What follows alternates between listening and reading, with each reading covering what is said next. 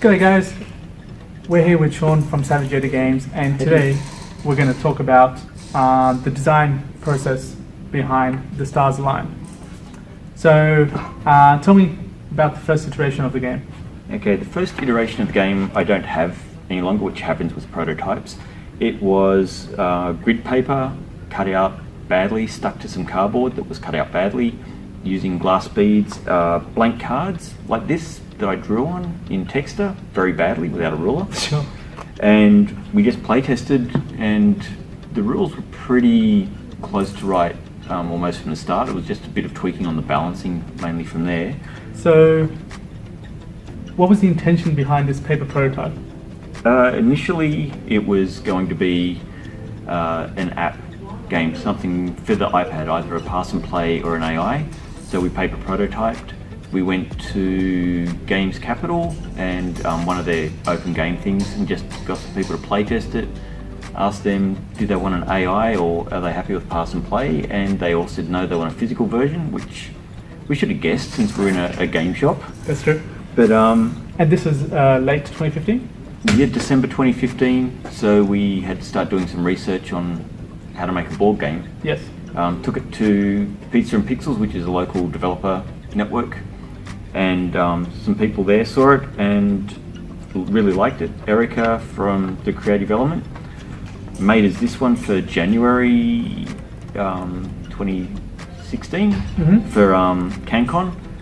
Really visual. We got some cards made up, so it attracted people to come and play test it because it looked good and they could stack the cubes and that sort of thing. It had a good tactility to it. So this was also the first time I saw the game. Yep. And Erica, who again from the creative element, I normally didn't go to Pizza and Pixels, but it's hosted in a co-working space, Entry 29.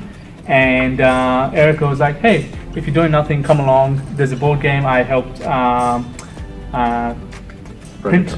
Yes. And she's like, you're gonna like it. And sure enough, I loved it. I'm a big fan of Tetris, and when we talk about the game, you'll easily see what I mean by it's the most Tetris-like game on the market. I don't know if you're allowed to say for legal reasons, but me as a blogger will definitely say if you love Tetris, you will love this game.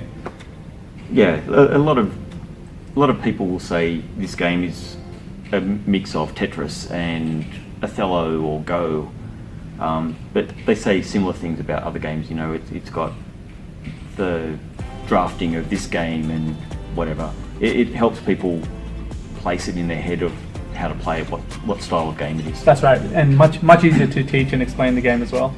So let's quickly do a quick demo on the big lovely board here. So this one, again, you mentioned you took to CanCon and you got to do a few testing, and did you tweak the rules every time you got feedback? Or? We didn't tweak them every time. Had one rule I wanted to put in, which I'd taken out because I thought it was going to make it too difficult, but based on feedback on the last day I put it in and it played better and the game stayed that way. Did have some people that also said, oh, I like it, but I think it would be better if you did this, and there was no one else there. It was early in the morning. Yep. So I just said to them, just play it that way. So they played it and they said, oh, this is better, and then it sort of died. And it's like, oh, it's stuck. Maybe we should do this. It's like, no one's here. If you both agree, from now on, that's the new rule. Sure. Don't even start again. Just keep going. Yeah. And eventually they did it, and it was like, no, I think what you've got works for the type of game. So how valuable was this prototyping and testing with the public? Testing with the public is always valuable. It's so scary. Right. You go there dreading it, that people are going to hate it. They're going to bag you out. And surprisingly, people really liked it. We had people coming back every day, people staying there and teaching other people and convincing them to come and play it. Nice.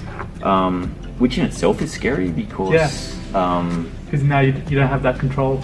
Well, also, it's more that you go there dreading that you're going to get bad feedback, and when you don't get it, you're starting to worry about what is everyone missing. Right. Or is everyone being too nice? Yeah. Yeah. Luckily, they weren't family, so they didn't have to be. But yeah, it seemed to work. It was light and simple. kids were playing it and beating their parents. Yep. And the parents were coming back to keep playing it. So that was good. But I think part of it is the game was simple, the rules were simple. There is some strategy in there, but people loved making towers and pyramids. And I saw one player have a nice even pyramid, and in the second part of the game, you can start manipulating the board. They did a suboptimal move so they could keep their pyramid even and not have to take an extra piece off. That's hilarious.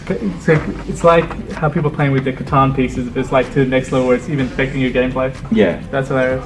Cool. Well, let's do a couple of moves, and then we'll move on to your next prototype, and then what the game final looks like today. I only got enough pieces out for about 3 moves. That's perfect. Sweet. So on your turn, you grab the top card, and each player can do that, and you can play this for, what do you call them? Atoms?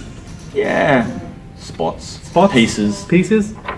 Onto the board in your familiar tetromino shapes. So I can play it like this. That's my whole turn done. Boom, put that in the discard pile, and I draw the next card. And it's at any orientation, so spin it however you want. And in the final version, you'll see a design choice that the publisher made, which makes the concept a lot better and easier to understand. As we're putting this down, our goal is actually to get a line, whether it's in a column or in a row. So that is why I'm placing my piece like this, so I can try to complete this row here. And I will play mine to try and stop it. Yep. Now, later on in the game, what you can actually do is when the board's a bit more full, is actually overlap other people. So, I believe the overlapping rule is you can only overlap a maximum of 3 pieces at a time? 3 of your opponents. 3 of your opponent's pieces. So, what I may do is put this over here, representing that one, and then take these 3 out and replace them with mine. Boom. And because you can only overlap 3 of oases at most, I can't actually go over all 4. I have to sort of work my way in, but this one would be perfect because I could just go like that. Yep. Score the only point I'll probably ever score against him, and I get 1 point, so they actually come back out, which opens the board back up. Yes.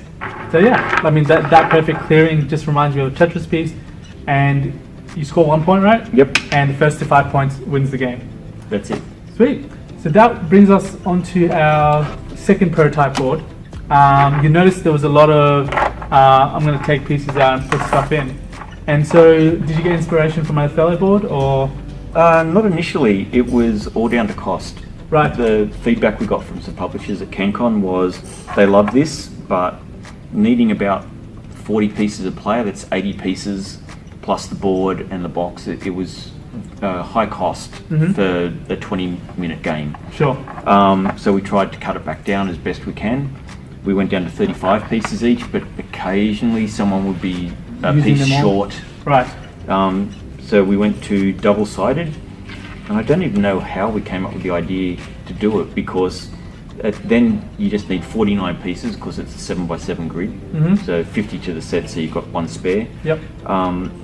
Cuts your component cost down, and manipulating the board is a little bit easier because you don't have to take pieces out and swap it. Yes. You just flip them over. Yes. And you decide to print 100 copies of this version of the game. Yeah, getting feedback is always good, but it's hard to do. You've got to get to conventions, which are expensive. And we had some people that were interested in the game, so we actually paid to get 100 sets made. So the board was printed on basically like a mouse pad. So if they hated it, they had a free mouse pad. Or not free. Yes. But we got the pieces and the rules made up, and it came in a bag so they could fold it up nice and small. And we sold them at cost, which I think was about $30. And we sent them out to anyone that was willing to pay for one and play it, and then we got feedback from people. So we saw photos of where they were playing it, like in cafes and things like that. Nice. Yeah, and we got feedback, and it also meant that when we went to PAX Australia, we had a big visible set, but we also had a small set we could sell to some people if they were interested. And Breaking Games were actually at that PAX. That was PAX 2016. Yep.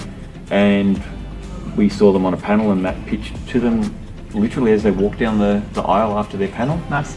Had a meeting, he demoed the game. We gave them, I think, 6 copies in the end, so they could take it back and get all their people to play. They tested, yeah. Yeah, and it was signed in February 2017. Wow.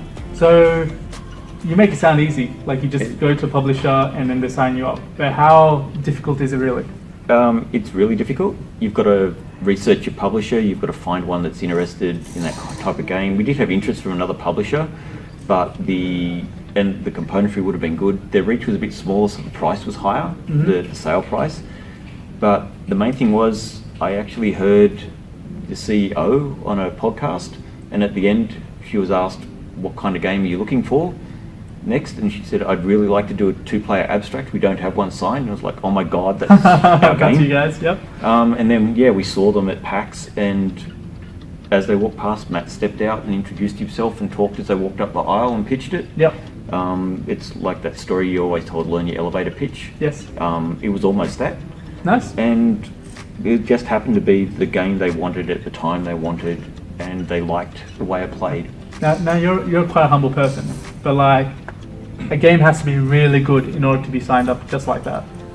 It's like, A, yes, you're saying yes, it was something they were looking for, but B, it is something that had to be good enough to be signed in the first place. Yeah, I suppose. There you go, awesome. Sweet. So that was your original set, nice black bag, but obviously it doesn't have a theme. So as a publisher, it was their job to think of a theme as well, right? Well, they asked us, they were really good. They said, you know, a theme sells better, it looks nicer, and all that sort of stuff. Did we mind if they themed it? And we said no. Yep. You know, keep us informed, that would be really good. They asked us what we thought, and it was like, we just had Tetris in our head. Yes. And we couldn't think of anything. It's like, I don't know, moles, digging mole trails across lawns or something. It's like, no, I don't know. Yep. And they came up with this. Yeah. And I actually asked Ian, who came up with the theme, how he did it, and he said that when he was flipping the pieces over, it reminded him of stars twinkling on and off. Perfect. And then the line is like the shooting star going across the sky. Yes, and the artists have done a pretty good job in representing that. They've gone with the constellation. Is that what you're going to talk about, how your how the card makes a difference in terms of orientation? Yeah, just having a square card is easier for people to visualize that it can go in any way, because there's no up and down. Sure. Like a poker card does. Yes. So it was easy for them to think, well, it's the same in every direction. And these are some of the star pieces we're talking about. So we've gone away from the circle, we've gone away from the cube, we've got this nice star shape with double color. And another innovation of theirs was they decided to print the game on the back of the bag. Yeah, and to keep in theme, when you score, you get a point. Yes. And the 5 points go together and form a star. First person to make a star wins. Yep. Nice. So yeah, totally on point. So what we'll do is we'll do another video where we'll be actually playing the full game. Breaking Games. It won't last long. So the Stars Line is available in Australia now. You can grab it at the Copper Dragon or at your other friendly local game stores. If you want to play this game, come check it out at our Unboxed Game Night, which is on tomorrow. So tomorrow night, play it and buy it. Tomorrow night, play and buy it. It's definitely worth it. Even as, you know, a Tetris fan, you'll love this game. I've played the official Tetris board game, and this is way better. As a gift, it's a nice price point, $25 normally retail. And yeah, we'll show you the game in the next video. Okay.